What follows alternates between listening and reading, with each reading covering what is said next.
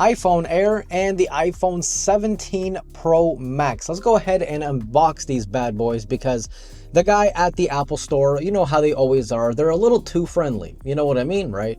He just kept raving about how awesome the Air was. And then he tried to teach me that there are like 20 lenses in the 17 Pro Max. Hey, that's not how that works. So this is just for you. If you're watching this from the Apple Store, by the way, get back to work. This is for you. I'm gonna unbox the Air first, just because he said so. Now, as we know, the Air is replacing the plus-sized iPhones from back in the day. I'm glad we're not using the term plus-sized anymore. So there's that. And now you're just left with a super thin phone, the opposite of plus. I think they did that on purpose. All right, well, we're doing this together. We're doing this together. I hope it doesn't fall. It looks like a normal phone. Oh, that's it. Oh, that's the entire thing. Oh my God. Okay, who hurt Apple? Because this is insane. I mean, this doesn't even feel like, let me take off this screen thing. This doesn't even feel like a phone, guys. I can't even see it in the camera. I'm not even sure if it's focused. I don't think it is. No, it's definitely not. This is incredible. I mean, I get it now. Of course, I have the S25 Edge that I will be comparing this to, so be on the lookout for that. Now, the biggest downside, I think, with this phone, in my opinion, is that it only has one speaker. So it's not stereo speaker. There's no speaker on the bottom. You only have one on top. That's a bit oof. So I'm going to test that out. Let's power this bad boy on. We're going to test out the speaker, of course. Yeah. So while it's loading, right, we got power. It's turning on, I'm not lying. Oh, you know what I also want to test out? I just realized the anti-reflective display. So let's compare it to my 16 Pro Max, right? So there's a huge light behind us right now. I mean, yeah, you know what? I think the 17 or the Air, it's not 17 Air, it's just Air, apparently.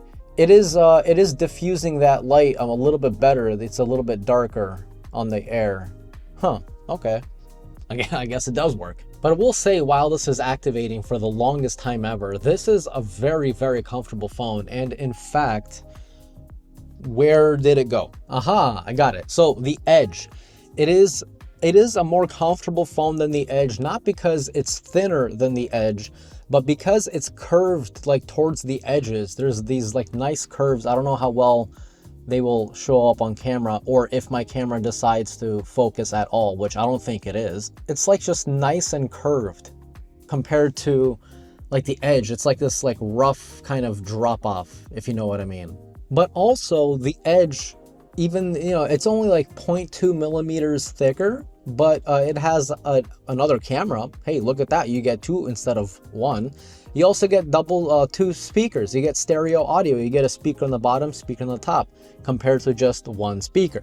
So while it's doing its lovely software update, let's go ahead and unbox the 17 Pro Max, which personally I'm a little bit more excited for obvious reasons. I want the better camera, the bigger battery, and I want to check out this insane orange color that a lot of people seem to either love or they absolutely hate, like despise, right? So which one do you guys fall under? Beautiful phone. I got 256 gigs because I don't need more, because I have like 36 terabytes of remaining storage. So I think I'm fine for now. And damn, dude, that is orange. But by the way, keep in mind, this is the first time I'm seeing either of these two phones in person. I did not look at them at the Apple Store. I made sure to avoid that area completely. Now, if you guys ever wanted the definition of orange, that's it. That's it right there. What a thick phone. I think it got thicker than the 16 Pro Max, which is here. So let's compare them. I'm actually really curious. Well, the 16 Pro Max does have a screen protector on it, so let's take that off so it's nice and fair. Yeah, that's a tough one. That's what she said. All right, well, you guys obviously know which one is the 17 Pro Max and the 16 Pro Max, I hope. I don't know, they look kind of similar, but the new one does look a little bit chunkier, which does make sense. This does have a larger battery, I believe a 5080 milliamp hours, just beating out Samsung. Wow, for the first time ever, actually. That's insane if you think about it. I mean, we're living in a time where iPhones have a bigger battery than a Samsung. Samsung, something went wrong. But I'm just happy that this entire phone is just one block of aluminum, which is going to be a lot more better, a lot more better. Well, English is fun. Better than titanium, which is why your iPhone is probably getting a lot warm.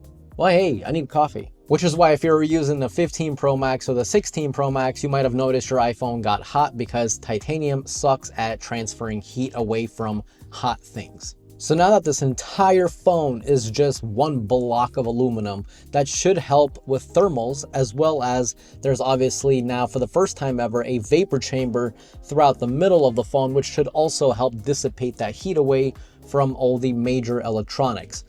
It got a little bit heavier. I believe it's 233 grams compared to 227 or something. Minor change, but it is definitely noticeable in hand actually. I love how iPhones were first like going less in weight and now we're going back up.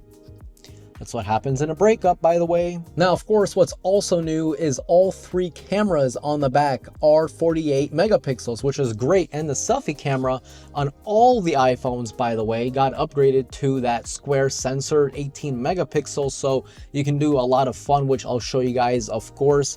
That's actually what I'm excited for the most, is the selfie camera.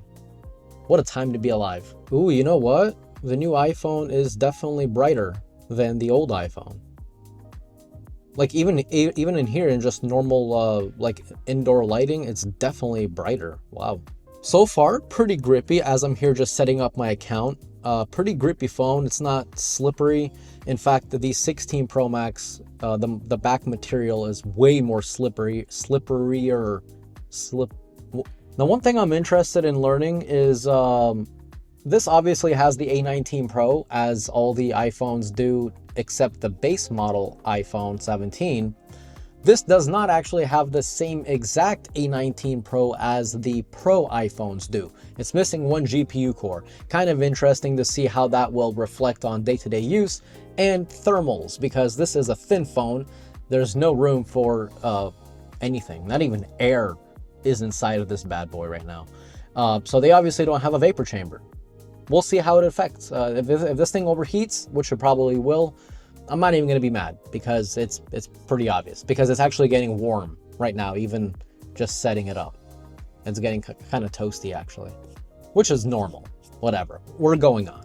All right, so I finally got both phones set up. I want to test out the single speaker on the Air and compare it to the 16 Pro Max and compare it to the 17 Pro Max to see, do you really need two speakers? You do. Anyway, first up, Air against 16 Pro Max. Let's go ahead and start with the Air. Make sure volume is all the way up.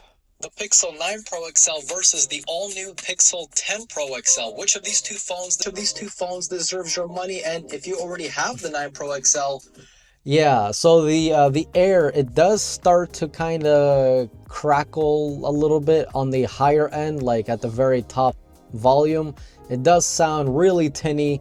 That's because it's actually using like the headset speaker. I mean, and that's it. Like, there's no other speaker anywhere, not even on the bottom. Those are just microphones for when you talk on the phone.